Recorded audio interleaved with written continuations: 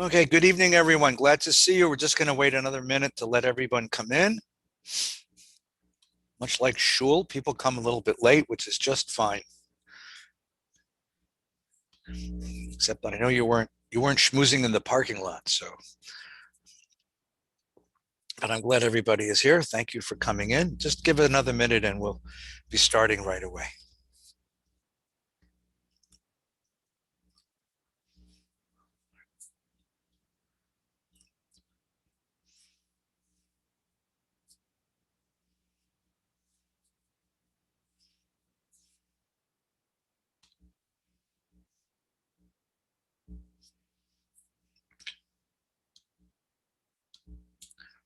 Well, good evening. I'm Rabbi Feinstein, and this is Valley Beth Shalom College of Jewish Studies. And I'm delighted to welcome you. College of Jewish Studies intends to offer university-level Jewish learning without the sororities, football teams, no quizzes or term papers. So we're so glad to have you with us tonight. And this year's topic is the questions that won't go away, an introduction to Jewish ideas and Jewish theology. And I'm really glad that you're here. Last week, we spent some time talking about the purpose and meaning of Jewish life. And while I said some wonderful things about asking questions, I know that I neglected to leave time for questions. So what we're going to do tonight is we'll have the class, and then afterwards, if anybody would like to stay on for a while, I'll stick around for a while. We can have a few questions and answers, and all of you who are running out to find out the next the news or the whatever's on TV tonight can go and enjoy yourself doing that. So I hope that works, and love to have a little bit of time to schmooze a bit after. I wish we could offer you refreshments, but you'll have to go to your own kitchen for those, I suspect. So good evening. It's good to have you here. So some years ago, I had an interesting caller. There's a young fellow in the synagogue who was scheduled to have a bar mitzvah in a couple of weeks. And he had a sort of knockdown drag out with his mom, as 13-year-old boys tend to do. And in the middle of this knockdown drag out with his mother, he sort of stood up and started screaming at her that he doesn't believe in God, doesn't believe in prayer, doesn't think the Torah is true, and doesn't want a bar mitzvah. And of course, the mother was beside herself. Not so much because she had just raised a Jewish atheist. Jewish mothers have been dealing with that for a while. I think the real problem was that they'd left a rather large deposit with the caterer, which they knew that they couldn't retrieve. So what do you do with young Spinoza here who decides he doesn't believe in God? And they didn't know how to answer. They called me and they asked me to meet with this young fellow and to see if I can talk some religious sense back into him. So I said, okay, bring him over after school. So he comes over and we open a pack of cookies together and we sit together and I say, what's your problem, kid? And he said, well, when I was a kid, I believed in all this stuff. I believed in God and I believed in prayer and I believed all the stories that you told us. But now I don't believe in any of that stuff anymore. And I don't know if I can have a bar mitzvah if I don't believe in any of that stuff anymore. So I looked at this kid and I said, first of all, I want to tell you something. I'm really glad to have you here. I'm really glad that you trusted me enough to come talk to me. And the second thing is, I'm really proud of you for stating your doubts. I think that's wonderful. I really think that's very admirable. In the Jewish faith, we respect questions. And questions means that you're a thinking person. And the fact that you've thought about what you believe, that you're not simply accepting, but you're really thinking about it, really shows me that you're growing up. And I think that's a very admirable thing. That's a very, very admirable trait. When I was a seminary student in Talmud learning, I'll tell you that my teachers respected questions a lot more than they respected answers. And that really is what the Talmud is all about. So I'm really glad that you asked those questions. Now let's talk about why you have those questions. Because, well, put it this way. Do you have pictures when you were a little kid? Do you have those outfits? Remember those little outfits your mother used to dress you up in? And you have those adorable pictures when you were a little boy? Well, why don't you wear those outfits now? And of course, the kid said, because they don't fit anymore. And I said, precisely. You've outgrown those outfits, even if they were adorable when you were 4 or 5 or 8 or 10, you've outgrown them. And the same thing happens with our ideas. We have ideas of the world, And when we reach certain points in our development, in our growing up, in our maturation, we abandon those ideas and go looking for new ideas. And 13 years old, the age of bar mitzvah, is exactly one of the most important times in your life when you let go of the ideas of the world that you had before and you go looking for new grown-up ideas. And I said, what's happened here isn't that you've abandoned anything, any pretense of religion. What's happened here is that you've abandoned your childlike ideas. They're not childish. They were appropriate when you were a kid. But now that you're older, you're ready for some grown-up ideas. You're ready to ask the questions with a new earnestness and to go seek new ideas. And I'm really proud of you for asking those questions. And I'm really glad that you asked those questions. And I hope that you and I can have a conversation about those questions, because that's precisely what religion is. It's an act of asking great questions. So let's talk about the questions that you've asked. You don't believe in God. And he says, no, I can't believe in God anymore. I say, good. That's good. That's okay. 13, you're not supposed to believe. You're supposed to throw away your childlike ideas. But let me ask you a question. What do you mean when you say God? And he looks at me quizzically. He said, what do you mean? What do I mean when I say God? You know what I mean when I say God. I say, honestly, I don't. Honestly, I don't. It's one of the most slippery words in the English language. And there's so many different ways of understanding God. When you say you don't understand God, you don't believe in God, I want to know what you don't believe in. And he said, but you know. And I say, I really don't. He says, well, God is this, spirit who lives all around us and lives in heaven and does nice things for good people and sends punishments for bad people. And I say, oh, that's interesting. That's a very interesting definition of God. So God is a spirit, right? He said, yeah. I said, well, I wonder what a spirit is. What an interesting idea. And then God's role in the world, God's job is to send good things to good people and bad things to bad people, right? He said, yes, that's what God does. I say, and you don't believe in that God anymore? No. And I said, how come? He said, really? Because there are a lot of bad people who get a lot of good things. And there are a lot of really good people that seem to get a lot of bad things out of life. And I said, that's true. That's really true. So that idea of God doesn't fit your experience anymore. He said, no. I said, well, I'll tell you what, I don't believe in that God either. He said, really? He said, but you're a rabbi. What does that mean? Like, okay, I get it. I'm a rabbi, which means I got to believe in things that don't make sense to me either. He said, yeah, that's what it means. You're a rabbi. I said, no, don't work that way. I have a better idea. You see, I don't think it's God that you disbelieve. I don't think that your definition is actually God. Good things to good people and bad things to bad people. I think that's Santa Claus. I think you don't believe in Santa Claus anymore. I don't believe in Santa Claus either. He said, well, then, if that's not God, what's God? That's a really good question. If that's not God, what is God?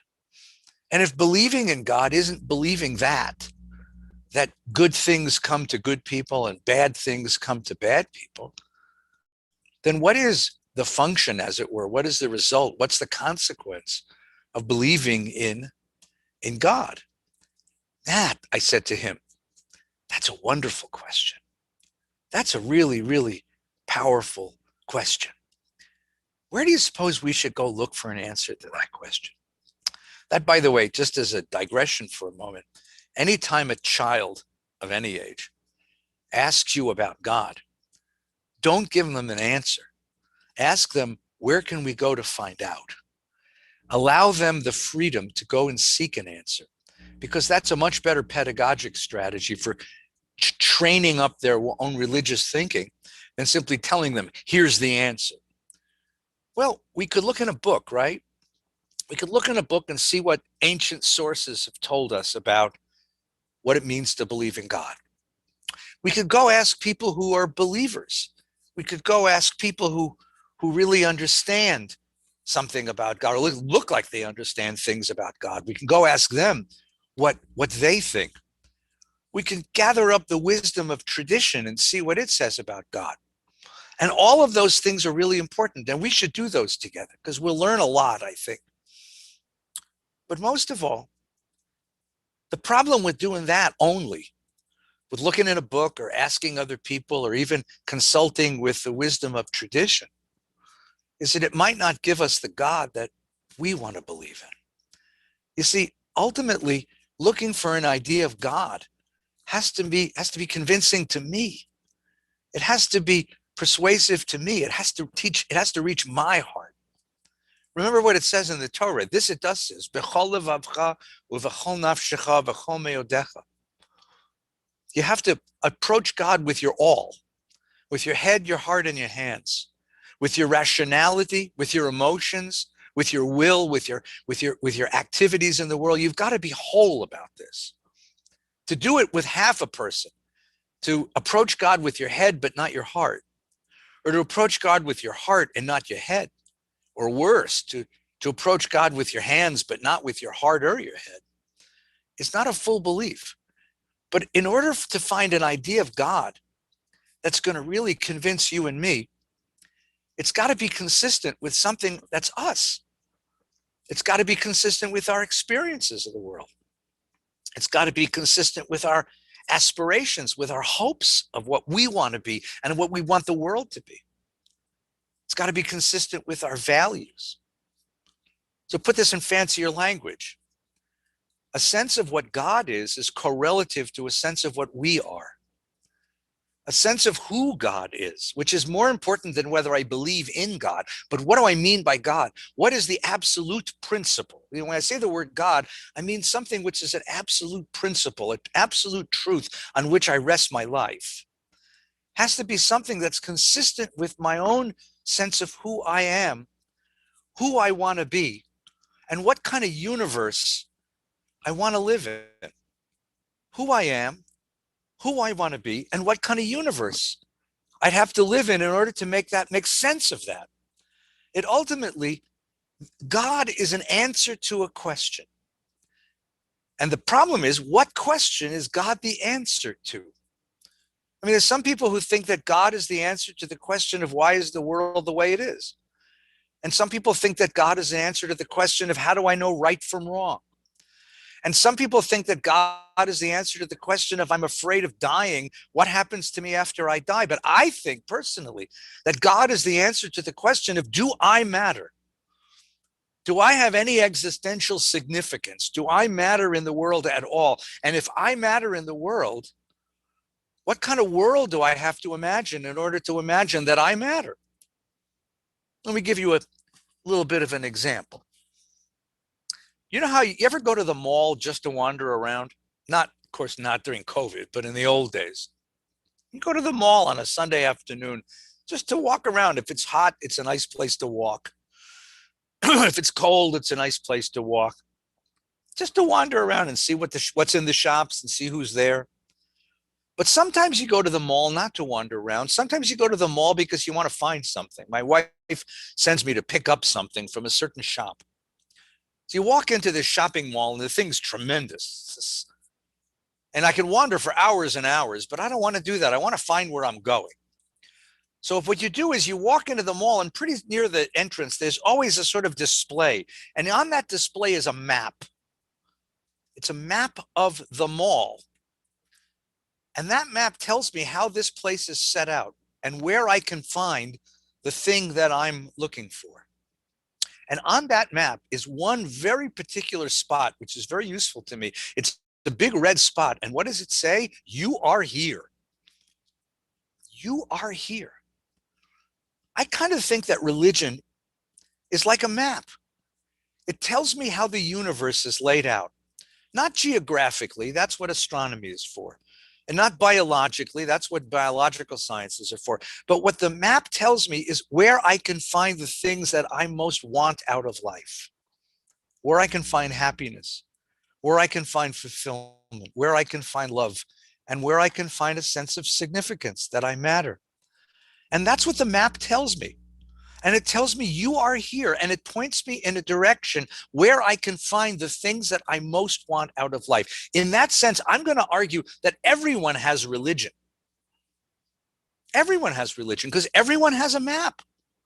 Even the person who says, I don't believe and I don't subscribe to any faith, that person also has a map of how the universe is laid out, where the things I'm most that I'm looking for in life, where are my values, what is it that I'm seeking, what's worth seeking, what is success, what is fulfillment, what is happiness, what is morality, the things that I most value. The map tells me where I can find them, and it says you are here. Here is where you are, and there's where you need to go. Even the person who says, I have no religion, has that map. The question is, are you aware of the map? Are you conscious of what's on your map? Religious tradition tries to make us conscious of the map that we're following, and it tries to show us the maps that our ancestors followed. That's what a religious tradition does. But even without a tradition, one has a map. It's just a question of where that map is pointing you, and what that map makes of your life. And are you satisfied with that map? And is that map a true map? Is it really going to get you to what you want to get to? So I turned to my young friend and I asked him another question. I said, do you give charity? Do your family give charity? Do you give charity? He says, yeah, of course we give charity. I said, you ever do things for charity? He says, yeah. Every year there's a walk for cancer. He said my grandmother had cancer and she died of it. So every year we go on this walk and we collect money for cancer research. That's wonderful. That's a wonderful thing. How much do you collect? He said, quite a bit. I said, that's a gift. That's a wonderful thing that you do. Let me ask you something. Why? Why do you take the time to raise money for cancer research? He says, what do you mean, why? He says, cancer is a terrible thing. My grandmother died of it. I say, yeah, okay, it's a terrible thing. It's a horrible thing. We all agree to that. Why do you raise money for cancer? We want the doctors to have the tools to cure it. We want to make sure that somewhere there's a researcher, a doctor, who's going to find the cure, find treatments, take care of cancer, free us from this terrible plague. I say, really? That's what you want to do? He said, yeah. I said, and you believe we can do that? He said, what do you mean, do I believe? Of course we can do that. We've cured lots of diseases. I said, let me ask you a question. How do you know? How do you know you can cure cancer? How do you know you can cure any disease? Let me propose an idea, just an idea. What if there is always a fixed amount of suffering in the world at any one time? What if that's how the world is put together?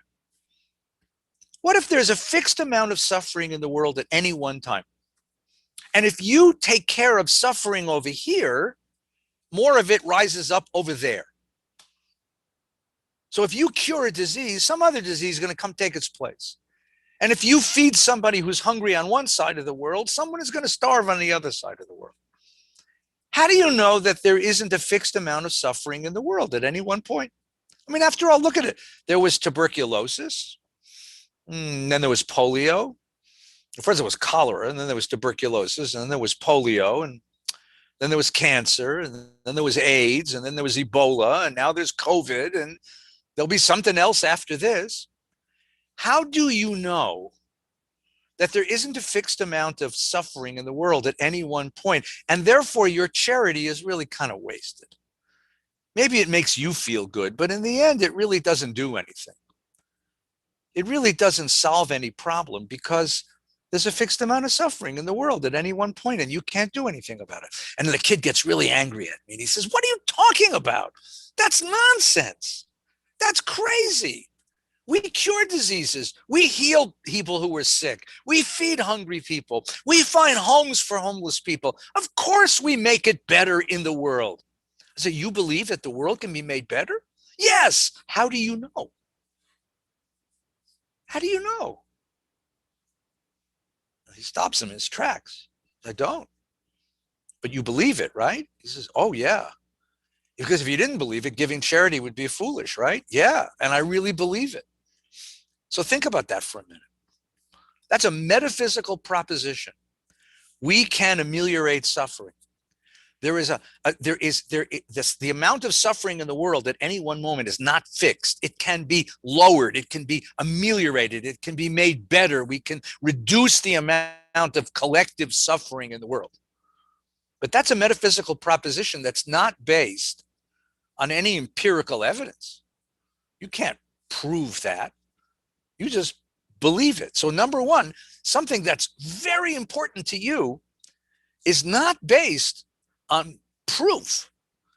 It's based on a metaphysical proposition, which happens to be the foundation of a certain behavior that you know intuitively, you somehow know is right. You know it's right to give charity because you believe you're ameliorating suffering.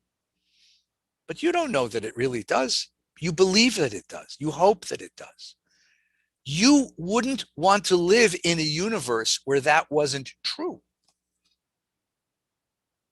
And you wouldn't want that idea to get out there, because if that idea got out there, we would all keep our own money, not give any of it to charity. And we would sort of live in our own little worlds and not care about anybody else. Because what good would it do to feed a hungry person if another hungry person is going to starve? I don't want to live in that universe.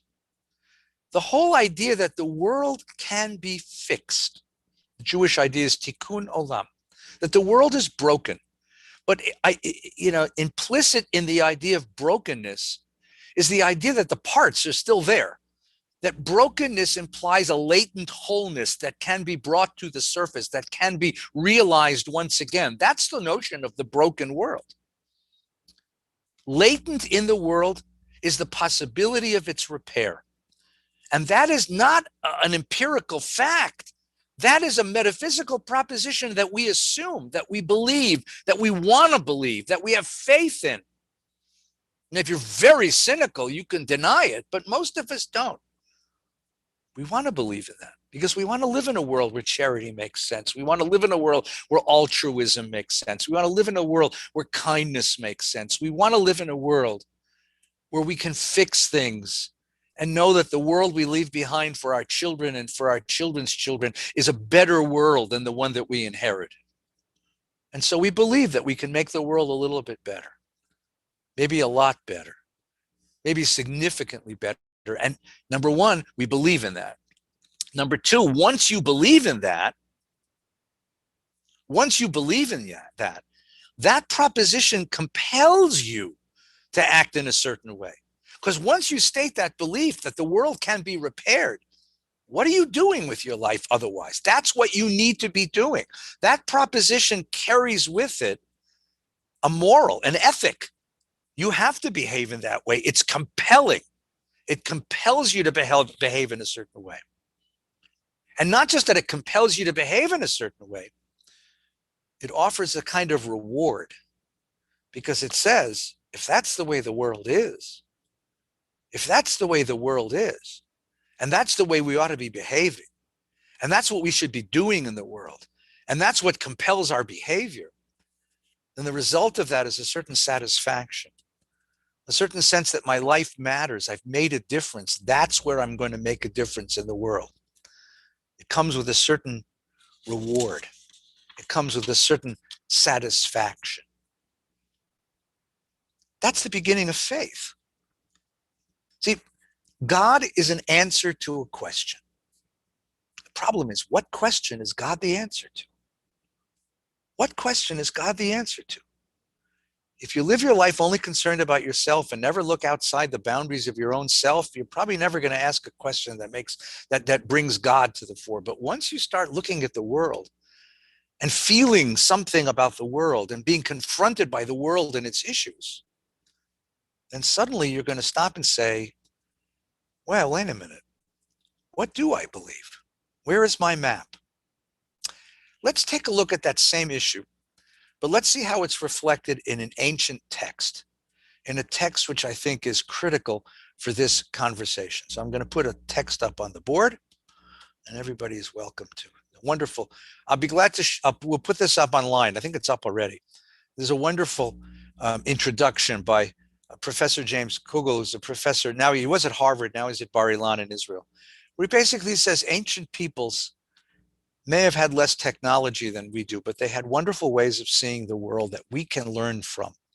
Let's take a look at a text, though. This is the text I'd like to share with you. This is Genesis 12. This is Abraham's discovery of God. The Lord said to Abram, Lech lecha me'artzecha, go forth from your land, your home, your father's house, to the land that I will show you.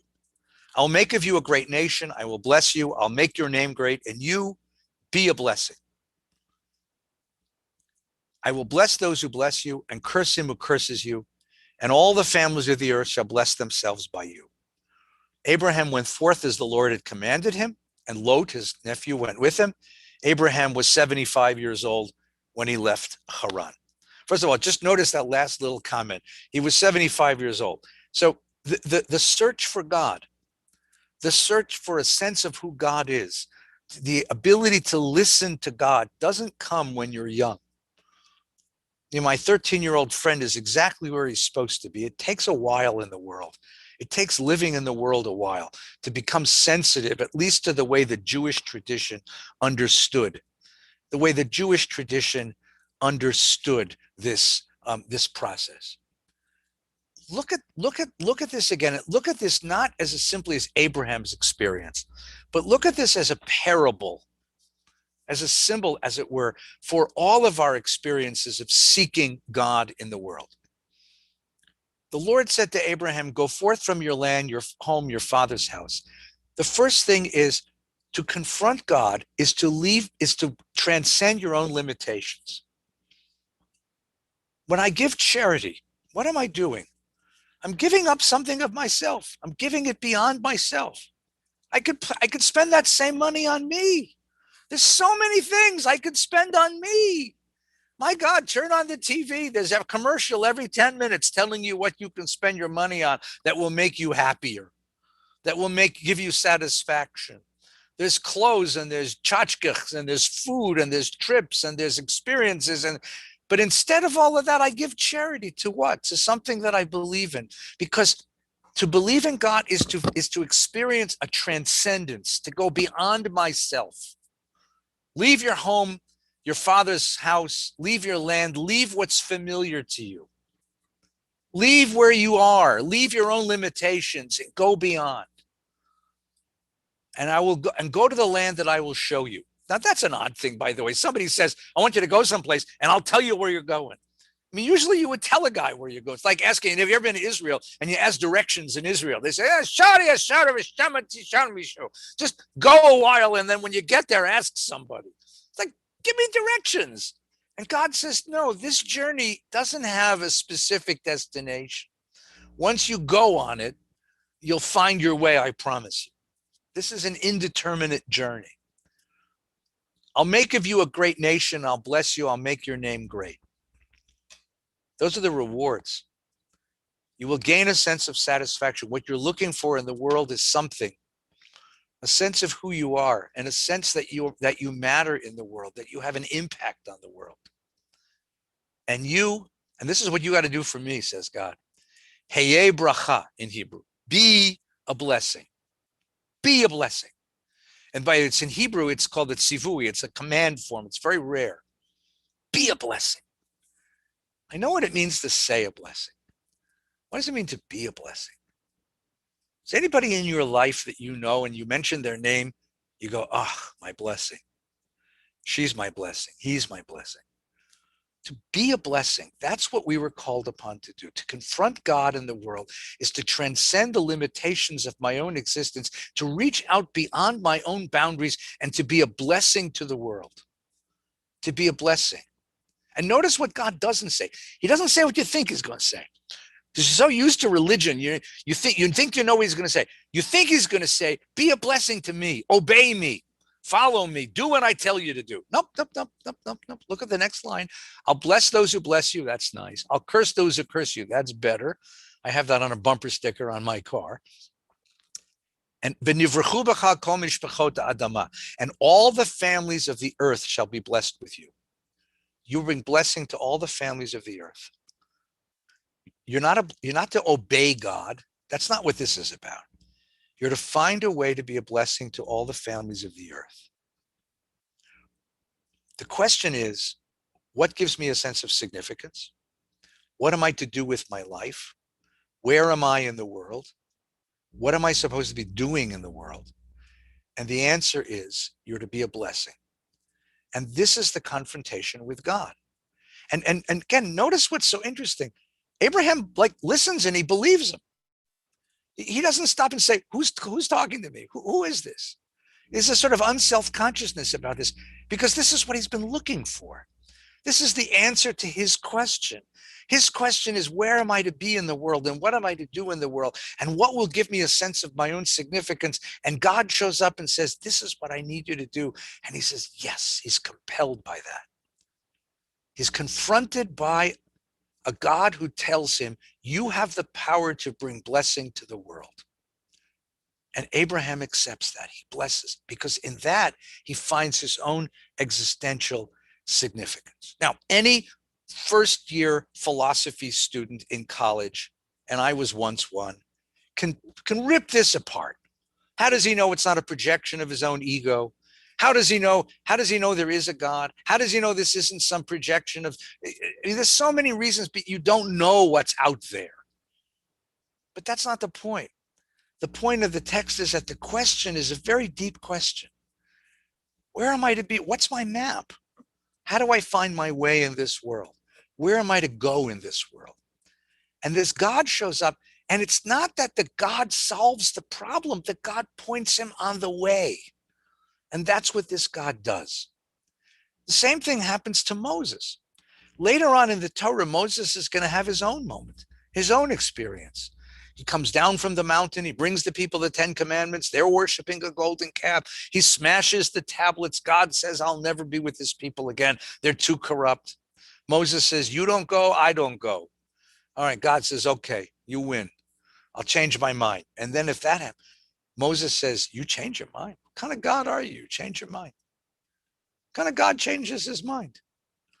And he says to him, do me something. If I've gained your favor, let me know your ways, that I may know you and continue.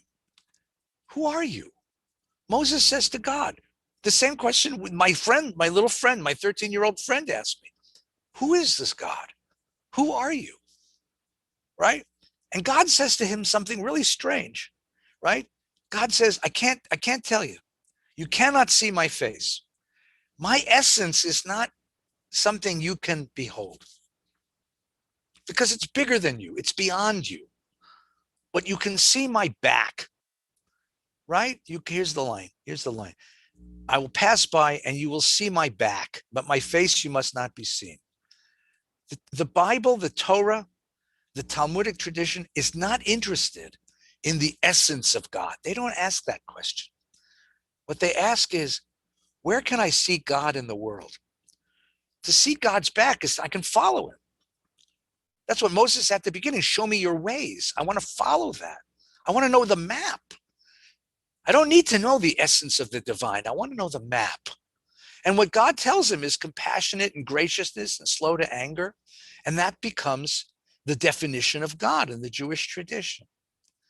Now we jump ahead to the rabbinic tradition. The same idea. You can find God not by looking into God's face, not by seeing the essence of the divine, by seeing what it is in the world that God is an answer to.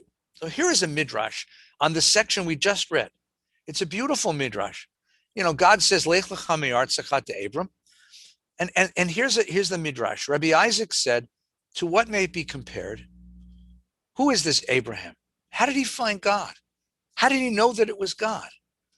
And Rabbi Isaac has a wonderful idea. It's not that God encountered Abraham. Abraham encountered God. He was looking for something. To a man who was traveling from place to place, and when he saw a palace, now here's an interesting phrase. The palace was doleket. Any of you who light Shabbos candles, you know that word. It's lahadlik ner shel Shabbat. So the word doleket means to either, it's one or the other, either a palace full of light or a palace on fire. And it's a wonderful double entendre because it can mean either one. Either a palace glowing in the darkness, and I'm walking in a dark world and I see this place filled with glorious light and I'm moved by it. Or I'm walking in the world and I see a beautiful palace and Nebuch, it's on fire. It's burning up. It's burning up. And I ask the question, is it possible that this palace has no one who cares for it? Now, think of the two meanings, right? If it's a glorious palace on a dark night filled with light, is there no one who takes pride, who loves this place, who kindles these lights?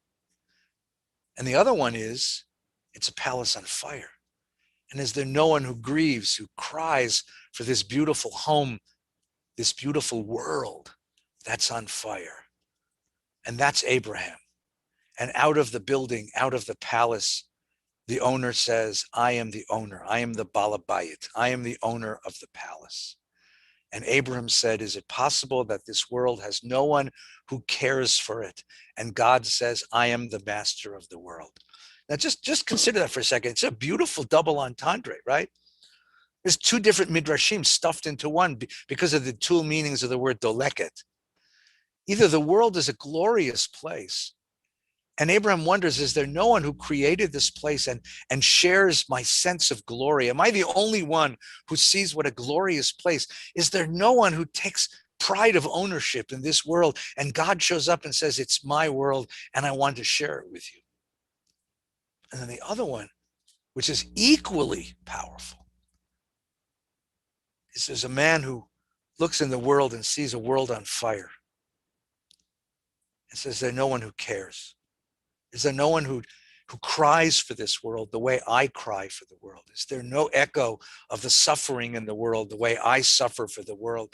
And the owner says, I am the one who suffers for the world, and I need you to go into the world and bring it blessing. And both meanings are stuffed into the phrase, Lech lecha me'artzecha. Leave your land and go into the world and be a blessing. Share the blessing of a glorious world and share the responsibility to bring wholeness to a broken, to a burning world. So the Midrash looks at the world and sees two parallel phenomena and assigns God to each one of them. In one, the question is, it's such a glorious world, is there no one who loves it the way I love it? You ever go to Yosemite Valley and wake up early in the morning before everybody else wakes up and take a walk in that valley? Ever go down to the beach and take a walk early in the morning and say, what a world. What a world. And you can feel there's an intuition of there's something beyond me in this world. And then sometimes you feel the pain of the world. You just feel the pain of the world. And you say, is there no echo to the suffering that goes on in this world? And in both senses, you are then called. That's what's so important about this. The Jewish idea of God is not a hug. I wish it were, but it's not. It's always a call to do something. Be a blessing. God encounters a human being and he gives him a commandment. Do something. Be a blessing. Either be a blessing to the glorious world that I've given you, or be a repairman to this broken world that I've stuffed you in. And that's where you find divinity. That's where we experience divinity. We experience the sacred. We experience divine because that's where we experience the sense that we really matter. Let's do one more idea. This is the idea that I actually presented the kid. I'll first tell you the idea, the way I did it to the kid, so you can do it for your grandkids. And then I'll tell you the idea for your, then I'll show you inside the texts. I said to the kid, I want you to stand in front of the mirror over there. Okay, so he stands in front of the mirror. I said, touch your head, touch your shoulders, touch your arms, touch your tummy, touch your tush, touch your leg. Now touch yourself. He said, what? Self, yourself, touch you. I said, what do you mean? I said, you have a sense of self. It's the you that's inside of you. God forbid, if you got your arms or legs cut off, you'd still be you. Pretty much everything cut off except your head, you'd still be you. You have a sense of self. Touch that. He said, What are you talking about? I can't touch that. Right. Isn't that interesting? What do you suppose that is? That sense of self that each of us has, that voice in our heads that's talking to us. Now consider the following metaphor. You ready? What if, or a simile rather, what if the universe is like our body and God is the self of the universe? Well, let's sink in a minute. The universe is like your body and God is the self of the universe. So everything that is in the world and ever was and ever will be is one, like your body is. I mean, if you look at your body, it's kind of amazing that it's all one. And you understand that you're not just you. You have a billion little creatures living in your guts, for example. If you ever got a stomach ache, that's the problem. You've messed with that. You're not just one organism. You're millions of organisms all sort of working together, and you're a whole systems of metabolism all working together. Most of the time, you don't know any of that. It's all working together. And look how far apart your tip of your finger and the tip of your toe is, and yet it's all one. The universe is one, and God is the self of the universe. Now, what are the implications of that? Think of that for just a second. If the universe is all one body, then what are we? Then we are cells in the body of God. We are cells in the body of God. And in the same way that a cell is individual, your heart cells, your liver cells, your lung cells, your brain cells, your skin cells, your eye cells, they all do different jobs. They're all necessary for the health of the organism, but the organism's health is necessary for each one. And so it is with us. Each one of us has a special role to play in this universe, but the universe's well-being is necessary for each of us. There's a symbiosis to that, an ecology to that. And what do you call it when one of the cells of your body says, you know, to hell with the rest of you guys, I'm going rogue. I'm going rogue. And what you call that, of course, is cancer. And if you don't stop it, it will kill you. So what do we have to do? We have to take that cancer out. And what happens when one of us says that? That I no longer have a sense of my unity with the all, with everyone else, with the society, and with the world in which I live. I'm going on my own. We call that evil. Evil is to the world what cancer is to the body. And the self of the universe, well, we're all part of that in some sense. We're all part of that. That's a different idea of God. Let's take a look inside. Let's take a look at that idea inside, because that idea actually comes from the tradition itself. Well, here's Talmud Brachot. As God fills the world, the self fills the body. I would just turn it upside down. As the self fills the body, God fills the world. And self, the sense of self is what connects me to me and what gives me a sense of my own boundaries, right? God is seen, but God sees, but is not seen. The self is the same way. In other words, God is no more mysterious than our own sense of self. But here's the section I want you to look at. I want you to look at two texts, two profound texts. Moshe Cordovero was a great mystical teacher in Tzfat in the 16th century. He says the essence of divinity, of God, is found in every single thing, because nothing but it exists. Since it causes everything to be, nothing can live by anything else. It enlivens them, existence, every existence. Do not attribute duality to God. Don't think God's there and I'm here. All of us grew up with the sense of God as an old guy in the sky, because all of us grew up with parents who were old guys in the sky. They did everything for us. But at a certain point, you realize that's, as my 13-year-old friend did, that's not the God. He says, let God be God, right? Everything around us is God, right? If you say the stone is a stone and not God, that's wrong. It's even put even more blatantly by the Gera Rebbe. Rebbe Yehuda Aryeh of Ger was a great Hasidic Rebbe in the 19th century. He wrote a letter to his children, actually around Pesach. And this is what he said to them. He said, you know, when we say the Shema, Shema Yisrael Adonai Eloheinu Adonai Echad, God is one. What are we really saying?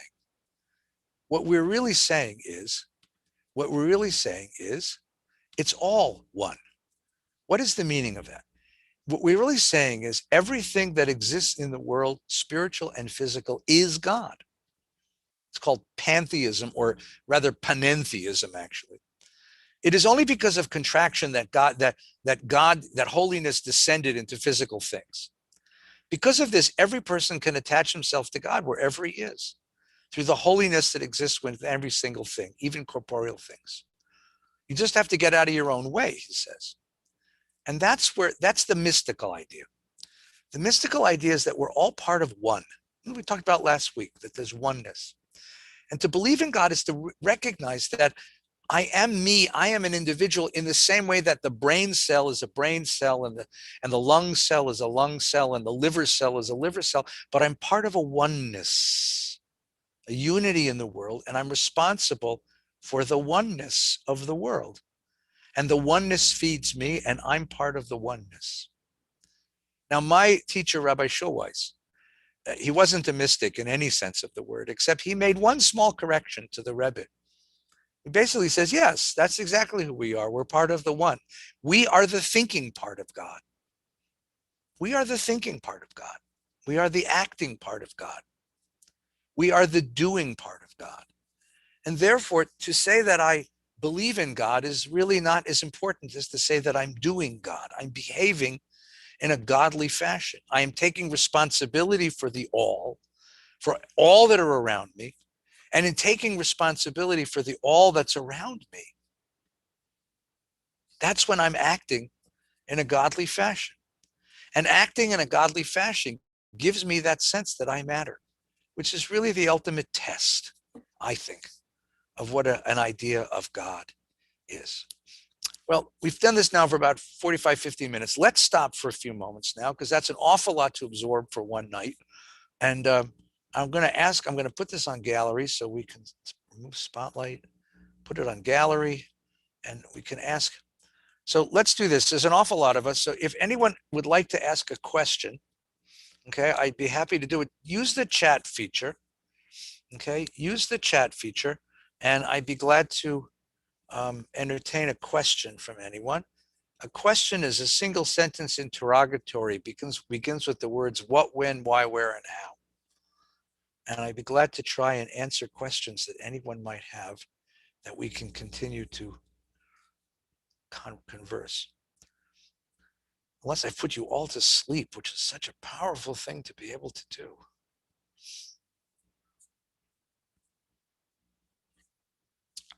No one has a question? All right, let's take one more minute then. I'll take one more second and see if anyone has a question they put in the chat box. If not, we're going to do one more text and then we're going to call it a night. All right, let's do one more text and we'll call it a night, shall we? When we come to modernity, there's a wonderful talk here, a wonderful paragraph from Robert Wuthnow. He was a sociologist of religion at Princeton. I want to take a look at two modern philosophers tonight. One is Abraham Heschel, and the other is my teacher, Rabbi Harold Schulweis. They're going to come very close together, believe it or not, even though Heschel is a inveterate chassid, and Schulweis is not. Schulweis is very much a rationalist. But what Heschel's going to say is that when we come to religious questions, we can't just use the normal standards of rationality, because we're asking a question that transcends rationality. And the beginning of knowledge of the divine is not rationality, but wonder.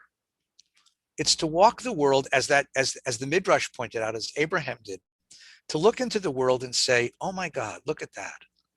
And to begin with that sense of wonder. And it's out of that sense of wonder, looking for an understanding and looking for a way of grasping that wonder. Heschel says that really is the beginning of faith. Paying attention to the world, gathering in a sense of wonder, and from that comes a very special way of knowing. And that way of knowing is what religion is. That's how Heschel puts it. Schulweis goes a different way. Schulweis talks about doing. See, for Schulweis, what Schulweis wants to argue is that the word God is a very, very difficult word.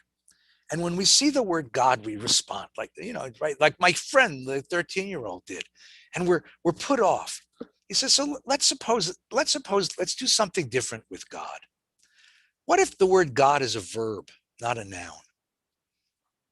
We assume God is a thing because that's the way we think. We think in terms of things. But it isn't necessarily so. If you think about the bracha that we say, Baruch atah melech haolam hamotzi lechem min haaretz, right?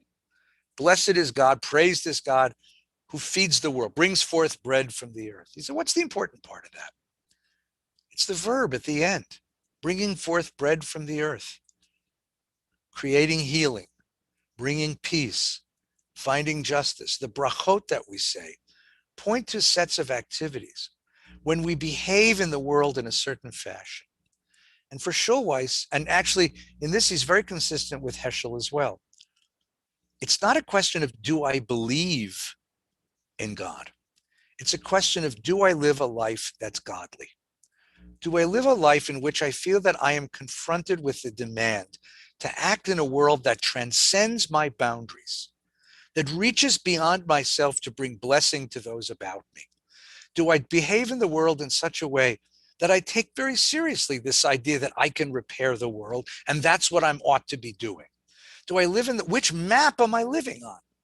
If I'm living on a map which simply says I feed my belly and I feed my body and that's what makes me happy and I watch television until the day I die, if that's the way that one lives one's life, that's not a godly life because that's not a life that pushes beyond any of the boundaries of the self, but a life that pushes us beyond the boundaries of the self to include the other, to open the circle of my concern, of my care, of my commitment to others when I teach and when I heal and when I feed and when I care and when I give. That's where the Jewish tradition teaches us that God lives. And that for Schulweis is the answer.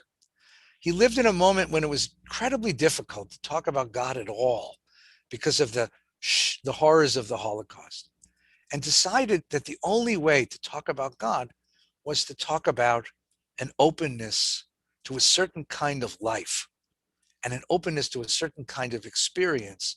And in that, one would gain a sense that one really matters. And in that, I think he's very consistent with Heschel and with the other philosophers who have struggled with it. So someone asked me, what was the conclusion with the 13-year-old? He had his bar mitzvah. His mother didn't kill him. I can attest to that. He graduated high school. We studied together in high school. He went to college, right? And today he's a very happy adult and we talk to each other frequently, right? He's still struggling with the idea of God. But you want to know something? I respect him for that. I respect everyone who does. I don't think we ever fasten upon a final answer. I don't think our search for God, our quest for God, our desire to understand God is ever finished. That's why it's one of the questions that won't go away, because it's always pushing us to examine one more, to think one more level of what it might mean, a different metaphor, a different way of understanding the self, and a different quest for a better understanding of what's demanded of me in the life that I live. And that, I think, is one of the characteristics. Okay, so let me see if I cover the other conclusions here. Is it radical amazement or awareness? Heschel would say that radical amazement is a form of knowledge, that religion is a form of knowledge. Heschel is a phenomenologist, which means that he believes in multiple ways of knowing the world. If you want to know what's the biochemistry of COVID, go ask a biochemist. He'll tell it to you. But if you ever ask a chemist what's love, you're going to be very disappointed, unless he's a poetic chemist. Because he'll tell you that, well, there's enzymes and there's proteins and there's hormones and there's, say, no, I want to know love. You ask a poet what's love. To know love, you ask a poet. To know biochemistry, you ask a scientist. To know the cure for cancer, you ask a cancer doctor, an oncologist. To know how to support a soul who's struggling with the despair that comes with the diagnosis, you open a prayer book. There are different forms of knowing that respond to different parts of the repertoire of human phenomena. And therefore, we have different ways of knowing. And for Heschel, religion is that way of knowing, an answer to the question, do I have a place in the world? Do I matter? What's expected of me? How do I live a life that matters? That's Heschel's answer to the question. Do we pray to a verb? No. prayer, if you want to follow that way of thinking, prayer is a way of getting, remember the Rebbe, the Gera Rebbe talked about, it's called bitul in Hebrew. It's getting out of your own way. Prayer is a way of tamping down the voice of the ego, which is screaming, me all the time, to offer the idea that I might be part of something bigger than myself. To listen and to feel the sense of my connection with everything around me, In order to tamp down the demanding voice of the ego, that's what prayer, in that version, that's what prayer is meant to do. And so prayer is not a verb. You don't pray to a verb. You pray in order to gain a better sense of the self. It's a perception of where I am in the world and what's expected of me, and where I can find the courage to confront the evil of the world, even though it defeats me on a daily basis. Even though it's going to defeat me on a daily basis. And I have a dear friend who's a research scientist.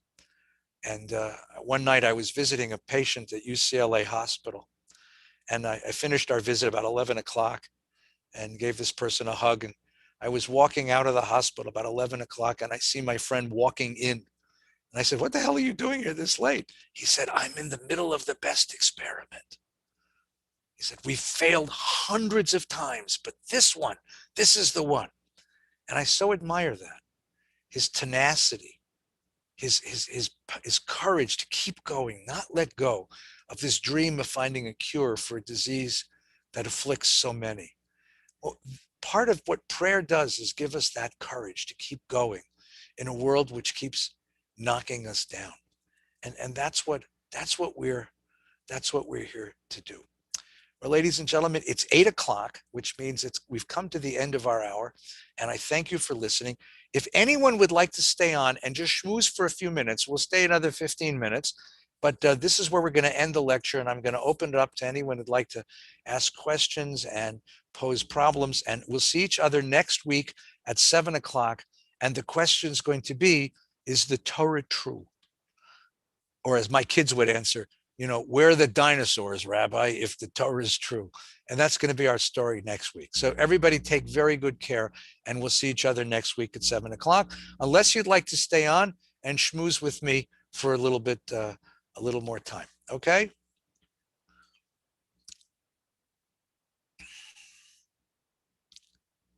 Okay, I have reset the thing so people can ask questions. So Lex, you want to ask a question? I absolutely loved tonight, Rabbi. It was absolutely wonderful. I just miss walking around with the microphone to have people ask questions. And the cookies, Louise, the cookies. There's no cookies. How am I supposed to teach Torah if you don't bring cookies? Okay, Lex, you're up. Ask your question. I wanted to ask. I wrote it in the. I'm busy. I wrote it in the chat. Okay, can you read it for me? Shalom, though. I cannot reach it. Oh, you can't reach it? Sorry, I'm struggling. I'm sorry. Can it be that the world is God's house and we are all in his house sharing it, contributing to it like tending to the household demands the care of home and family, which is all? Yes, that's a beautiful metaphor. You see, I think what you've pointed to is something very important. When I'm talking about something which is as ultimate, or the other way around, as fundamental as God, as the great map on which I've mapped my life, I can't just do it directly. That's what the Torah means when it says you can't see my face. I can't just talk about it. I need metaphors. Let me give you an example. I'll give you a metaphor for a metaphor. It's very hard for me to tell you how much I love my wife. I mean, because, we've been married 42 years and she's such a part of me that I can't describe it. Anything I use to describe it's going to sound, much. Right, exactly. Thanks so much. Clever kid. But so I use metaphors. When we reach the end of our language, we use metaphors. Okay? So I use a metaphor. God is like, the universe is like a body, and God is the self of the universe. That's a metaphor. You use a different metaphor. The world is like a house, and God is the owner of the house. That's a beautiful metaphor, right? The Bible uses metaphors. I mean, all over the place. The Lord is my shepherd, I shall not want. right? Now, you may not like them. See, the problem with metaphors is you may not like it. You may say, because if God's my shepherd, what does that make me, a sheep? You know, I don't want to be a sheep. But on the other hand, it's a beautiful metaphor for taking care of. Avinu Shebashamayim, our Father in heaven. Okay, the good news about that metaphor, it implies God's care, God's love, God's authority. The bad news is it's masculine, right? It's masculine. It excludes half of the population, right? A lot of us have bad times with our dads, you know, or had arguments with our dads. So, I mean, so that you use metaphors and you say, let me find a better metaphor. In many ways, the whole game of theology, the whole game of religious thinking is searching for a better metaphor, a metaphor that helps us understand what it is we'd like to hold on to. Okay. I felt that each of the things that were written on the papers from the beginning, earlier times to Talmudic time to recent, they are all the same. They all encapture in totality the many ways. It's like if God has many layers. Right.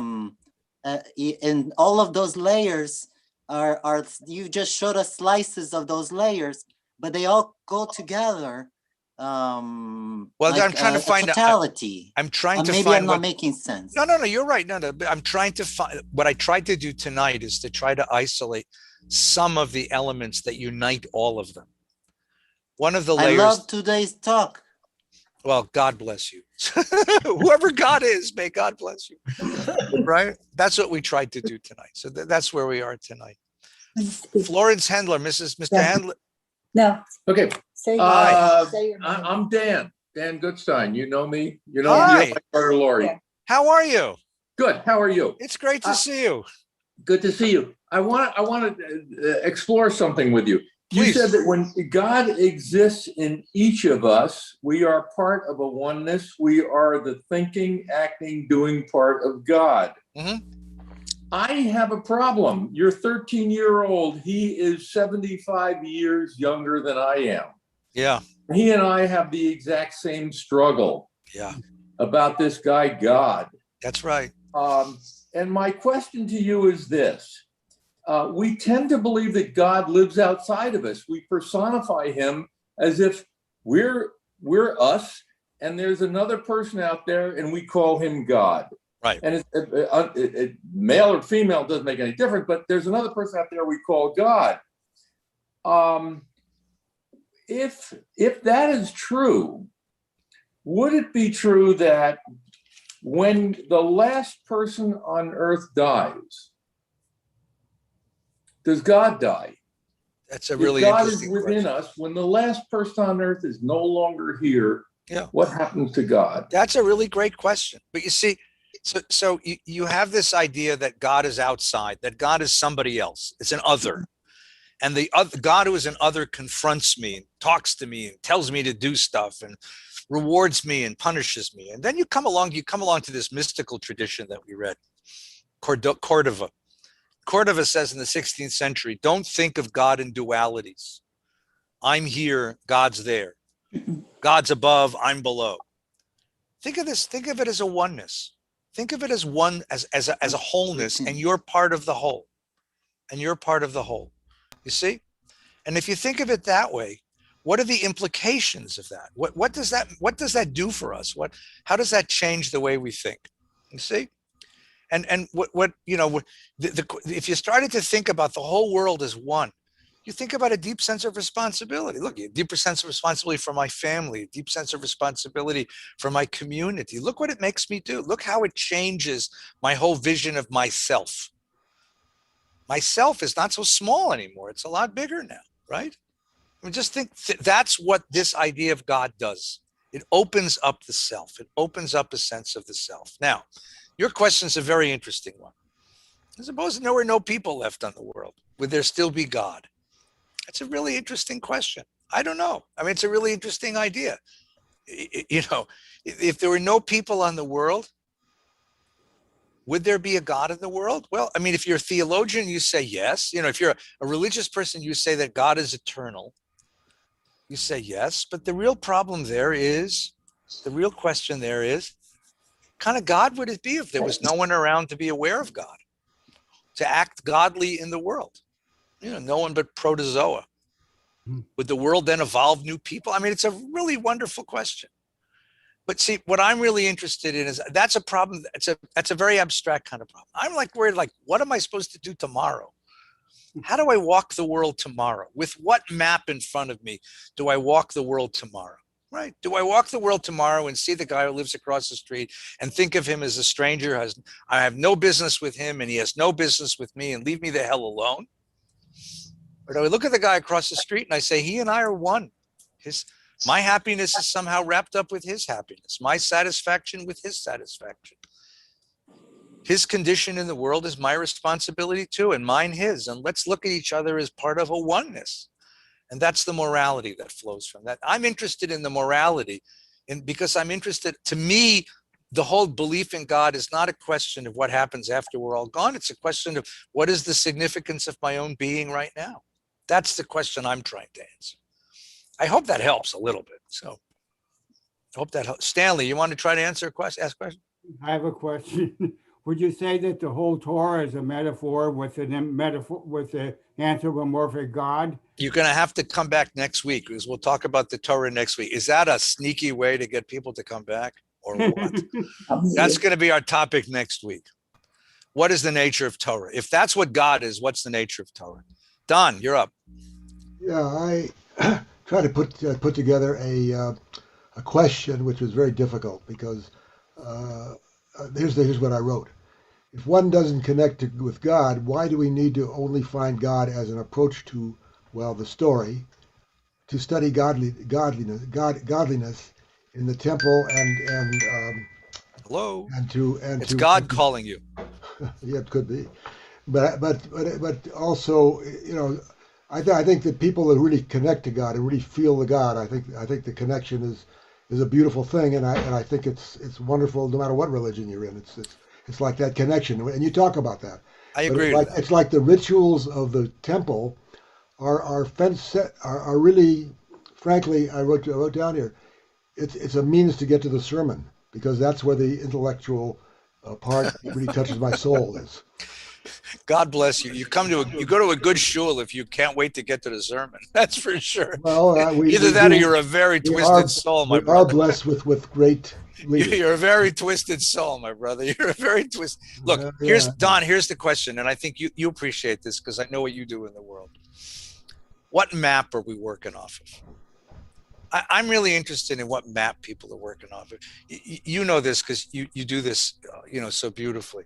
You meet people whose lives have gone so strangely, and you ask, like, what happiness are you pursuing in your life? What is your notion of happiness in the world? What is your notion of satisfaction, or where do you think your personal worth lies?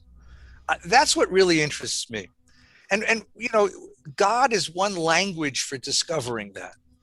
It's a language for discovering it. I think God is a language for seeing myself as part of something, the whole of all. That's what the language of God is. But even without that, even if you take that away, I'm interested in what map people are working off of, right? And sometimes you look at it and you say, like, what were you thinking? Like, where is your sense of who you are and what you want out of the world? And that to me is the great religious question. Who are you and what are you pursuing in life? That's the great religious question. The question of God is, if I imagine the universe in a certain way, what compels me? And where is a sense of my own satisfaction, my own existence, my own significance in the world that I'm living? Where do I get a sense that I matter? Where do I get a sense that I matter? There's Harold Kushner writes in one of his books, there's an earthworm of some sort. Not an earthworm. It's some kind of bug of something, like a mosquito. It lives 72 hours. This animal's lifespan is 72 hours, right? It's born, and it doesn't even have a whole alimentary system. It's like in 72 hours, how much can you eat? It's born, it lives, it reproduces, it dies in 72 hours, right? The greatest human fear is oblivion. We're afraid of oblivion. To have lived and walked the world and left nothing there and made no difference and had no significance and had no impact, and that no one knows we even lived in the world. That's what we're all really afraid of. I think. Maybe it's me. That's what I'm afraid. But so I want to know, like, so what kind of world do I have to live in so that there's a sense that this is that my life has made some sense. That to me is the great question that religion's coming to answer. Ladies and gentlemen, the time has come to say goodnight, to go have a nice glass of wine, to settle in front of the TV, and to ask the great existential questions of life. And next week, we'll pick this up again. Thank you for listening tonight. Everybody take very, very good care of yourselves. If you can get the vaccine, get the vaccine. Any brand is fine. Moderna, Pfizer, Johnson & Johnson, Acme, whatever you can get it. Whatever you can get. Well, Thank you, Rabbi. That's your cost, Rabbi.